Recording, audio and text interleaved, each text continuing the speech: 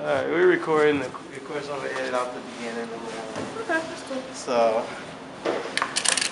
I'm not recording this yet. Alright, so, let's see. Get the name of the magazine right. Thank you. Taylor AC. Okay, so yeah, I'm honoring poetic HPSL, the 2010 issue. Okay. Anniversary issue. Anniversary issue. So let me do.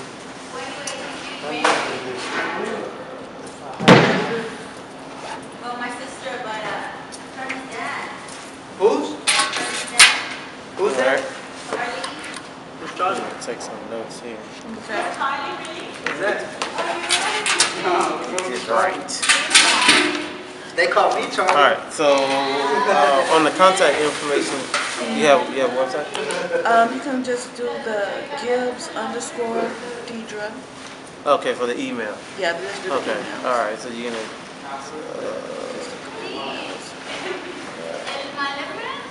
That one is still a work in progress. Okay. So is it GIBS? GIBBS, double B. GIBBS. No, it's me. DIEDRA. DEIDRE. DIE. DRE. So I think he's prepared emotionally. I'm gonna know how to spell this perfectly when I'm done. At where? Family still don't get it right. Really? Yeah, they still don't get it right. At where? Family. Oh no, I'm saying at this is an email address. Yahoo. At Yahoo. Okay. Yeah, but even your family don't spell it correctly. No, that's what I'm like. We just go by faces. Hey, cuz. Exactly. Because I was gonna put an A on the end of it anyway. I know a lot of people do. They're like, I sent you. I'm like, no, you didn't. Okay, so this is your email, best way to contact. And then of course you have Facebook. Yep, we have the Facebook site. Deidre, yeah. Alright, Facebook.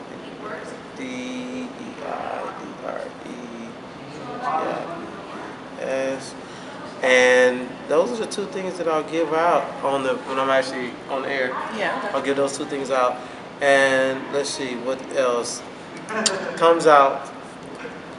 Next Quarterly. issue, yeah, quarterly, 4 times a year. Okay. Comes out March, June, September, and December.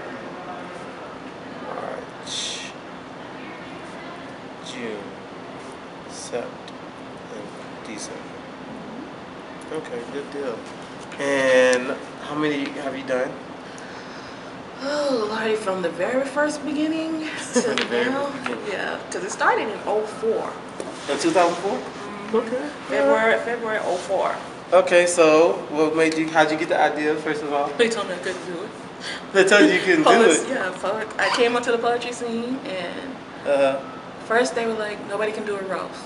I'm like, want to bet? Nobody can do a roast. A roast. Yeah. Are you serious? Right. Yeah. So, pulled the first roast. So you do poetry? I'm a poet. Okay, and you roasted somebody. So yeah, I roasted one of the popular ones. Yeah. All right.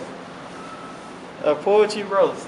Yeah. That's a new one. That was the first. The second one was just done last year, and it was to Bishop Ragtime, who was at the first one. He was at the first one. Okay. So it was. So normally, like from what I know about him is there's a celebrity, right, or somebody that everybody knows. Well, for a roast. Or yeah. Just, for a roast. Yeah. Usually it's a popular person. It's a popular person or somebody that's well known. Like the one I did was Marcel Murphy. And he is more popular for, especially when it deals with slam poetry. Slam poetry. Competitions. Okay. Competitive poetry. Okay. So, and plus I'm pretty known at that time for just ragging him so much that they knew it was an easy pit. Right. So, that way, so everybody knew I was going to do something, but they just didn't know what, since I'm always teasing them. Right. So, yeah, it came out to where we really had about close to 200 people. So it was nice. Only way we got them to come was because we had them thinking it was a fundraiser. Oh yeah, that's nice. They had a good. Yeah, he got an award and wanted to hit me upside the head with it. Oh really? Because he had to take out that piece. He wanted to, but he took it out on his girlfriend because she was in on it. Oh, that's what. Oh, yeah. She set him up. She got him down there. No, she knew That's about good. P8 secrets. Yeah. And I'm gonna secrets. That's good. So, yeah. That's good. Yeah, well, poetry roast, that'd be interesting. Man, we might have to set one of those up just because. They're fun because That'd be good. you get clowned from people who know you from the past, from Right, when you first right. started. And they do, we had people clown him with games. Right. Let's see, the DJ clowned him. Right. The people, Everybody just laughing at him. To the point, I even had video on cameras. I had some people on tape. Right. And that was funny because he had to be on stage with a clown. Oh, with a crown. And he was like, I recognize that voice. They realized they start clowning. I'm like, yeah, that works. That's good. That's good. That's good. So, speaking of people that have known you since before you were doing it, how long have you been doing poetry? I've been doing poetry honestly since '03. Okay. Reading it constantly growing up, but never wrote it until I went out one night. And I'm like, okay. I just looked at people like, I can do this. Right. And that's where it all began. Okay. And so it was 2003. So speaking of, so where are you from?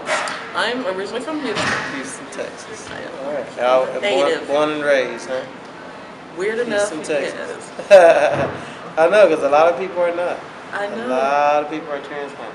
Exactly. A lot of people came here. They're like, where are you from? I'm a transplant. I know. Everybody's like, you have an accent. I'm like, oh, no. I really, from yeah. here. You sure? Like, I think I know where I'm from. Yeah, I think so. Unless everybody's lied to me. I think so. So what side of town are you from? I'm South Park. South Park side? Okay. Yes. So where'd you go to school?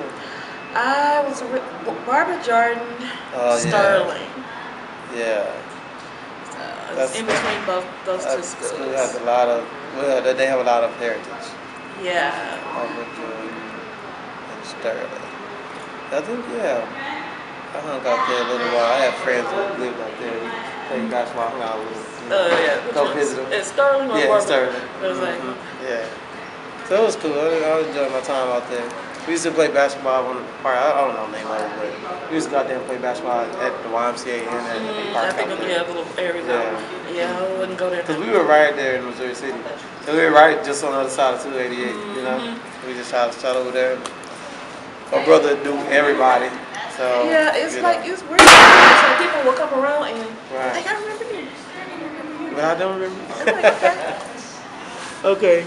So, honoring Poetic Society magazine. Yes, HPS. HPS. All right. Now, what inspired you to do the magazine? I know you said because you were, well, you couldn't. Yeah, everybody, when I did the roast, everybody was like talking about that, you know, that nobody could pull off for doing a poetry magazine. Oh, but really? I knew that there was poetry magazines out there, but they were not Houston based. Oh, okay.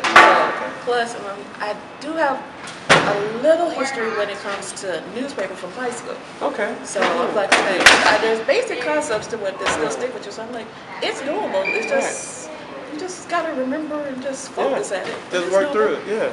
Yeah, it's doable. That's good, and it's real popular too.